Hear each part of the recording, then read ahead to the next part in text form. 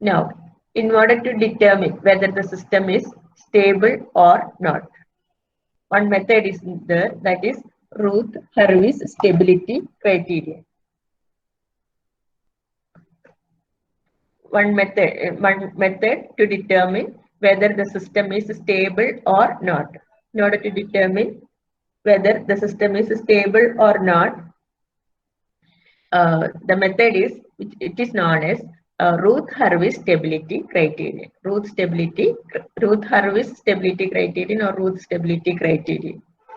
Simply Routh stability criterion. It is invented by this Hurwitz and E.J. A. Hurwitz and E.J. Routh. They started investigating the necessary and sufficient conditions of stability of a system. So we can see that, consider the characteristic equation in this form. A0 s raised to n plus A1 s raised to n minus 1 plus A2 s raised to n minus 2, say up to an equal to 0. Consider the characteristic equation is in this form. To determine the number of roots having positive real parts.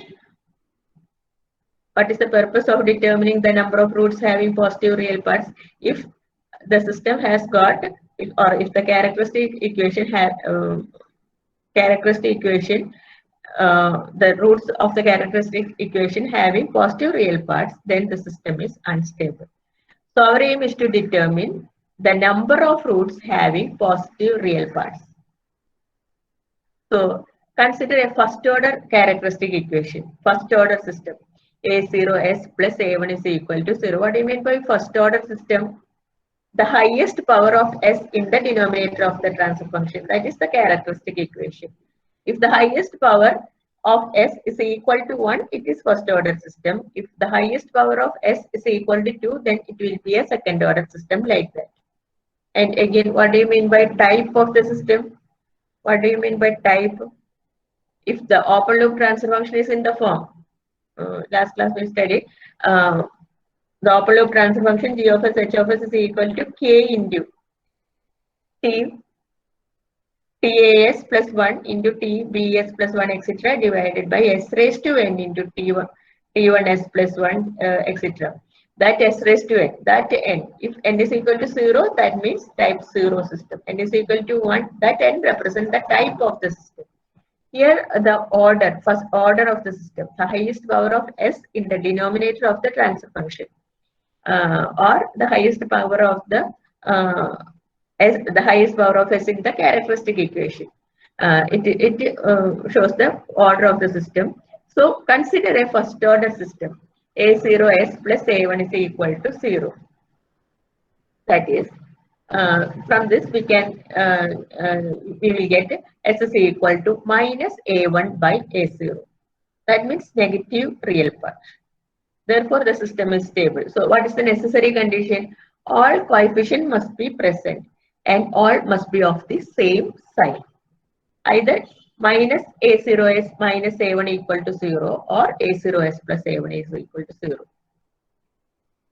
So the necessary condition is all coefficients must be present and all must be of the same sign. So for this first order system is stable, we can say that if all the coefficients are present and all coefficients are of the same sign. Consider second order characteristic equation. A0 s square plus A1 s plus A2 is equal to 0. So the roots are minus b plus or minus square root of b square minus 4ac by 2a.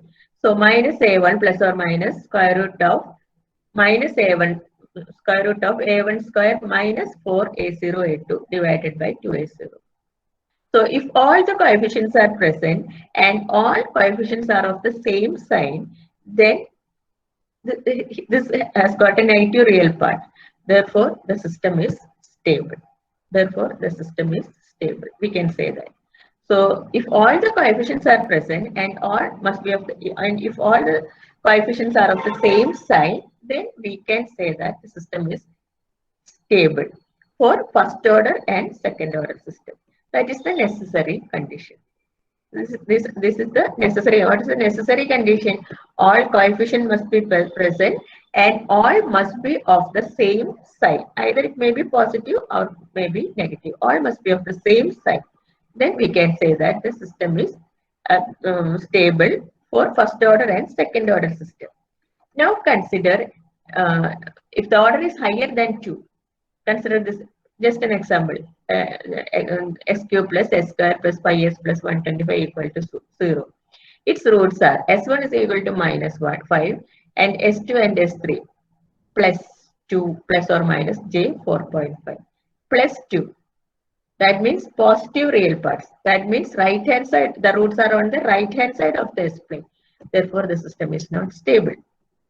This here all the coefficients are present. All coefficients are there and all coefficients are of the same sign. But still the system is unstable. Plus 2. Plus 2 means positive real parts. That means the roots are on the right hand side of the S plane. Therefore, the system is unstable. Now consider another equation. S cube plus 4S square plus 6S plus 4 equal to 0. Here the roots are S1 is equal to minus 2, S2, S3 is equal to minus 1 plus or minus J1. So here all the roots has got negative real parts. No positive real parts. That means all the roots are on the left hand side of the S plane. Therefore, the system is stable. Here also all the coefficients are there.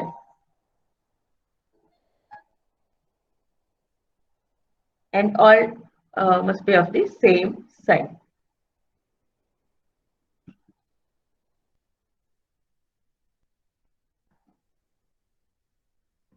All must be of the all roots are of the same sign. So in order to determine the stability, for determining stability of higher order system, in addition to the above necessary condition, a sufficient condition is also needed. A sufficient condition. This necessary condition must be there, that all coefficients must be there and all must be of the same sign. That is the necessary condition. But in addition to that, a sufficient condition is also needed. After preparing this Routh table, check the first column. After preparing the Routh table, find the number of sign changes in the first column of the Routh table. The number of sign changes in the first column of the Routh table, it gives the number of roots of the characteristic equation that exist in the right half of the S plane. If there is sign changes in the first column, then the system is unstable. The sign changes in the first column, it indicates the number of sign changes is equal to number of roots with positive real parts. The number of sign changes in the first column of the Routh table, it gives the number of roots with the number of roots of the characteristic equation with positive real parts. So first we have to prepare the Routh table. Suppose this is the characteristic equation or characteristic polynomial. A0 s raised to n plus a1 s raised to n minus 1, say up to an s raised to 0, that is equal to 1. S raised to 0 equal to 1. So an, last term an. So in order to prepare the Routh table, how will you prepare the Routh table?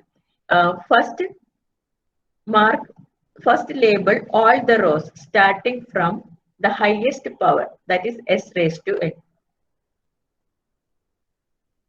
The Routh table. How will you prepare the Routh table? Label all the rows with highest, starting from highest power of s.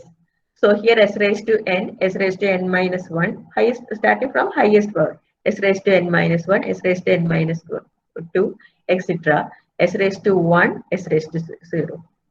So first label all the rows. First row elements are the alternate coefficients. First row elements. So A0, A2, A4, A6, etc.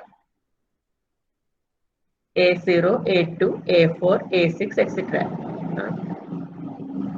Second row elements are the remaining alternate coefficients.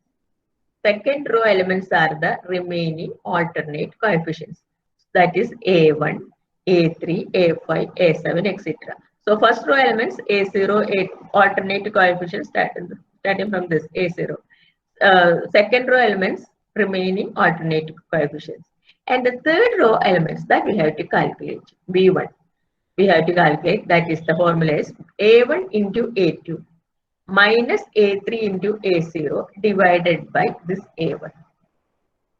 A1 into A2 minus A3 into A0 divided by A1. So that is the first element.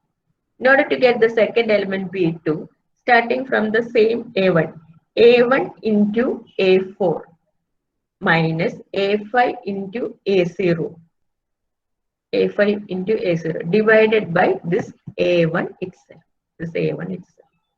Then what will be B3? Again, starting from the same A1. A1 into A6 minus A7 into A0 divided by A1. Likewise. Then what will be the fourth row elements? C1. C1 is for the fourth, fourth row elements. Previous two rows. Consider previous two rows. So C1 is equal to, again starting from here, B1 A3 minus B2 A1 divided by this B1. C2 is equal to, starting from B1 itself, B1 A5 minus B3 A1 divided by B1 itself. Continue like this. Continue like this. Thus, in this manner, prepare the Ruth array or Ruth table. Then check the first column. First column. If there is any sign change in the first column, that indicates that the presence of roots with positive real parts. The number of sign changes, that's equal to number of poles with positive real parts. Number of sign changes is equal to number of poles with positive real parts. Number of poles with positive real parts. In this manner, you have to prepare, first you have to prepare the Ruth table, and after preparing the Ruth table, check the sign changes in the first column. The number of sign changes shows the number of roots with positive real parts. If there is a root with positive real parts, then what means, what it means, the system is unstable. If there is one root with positive real part, then the system is unstable.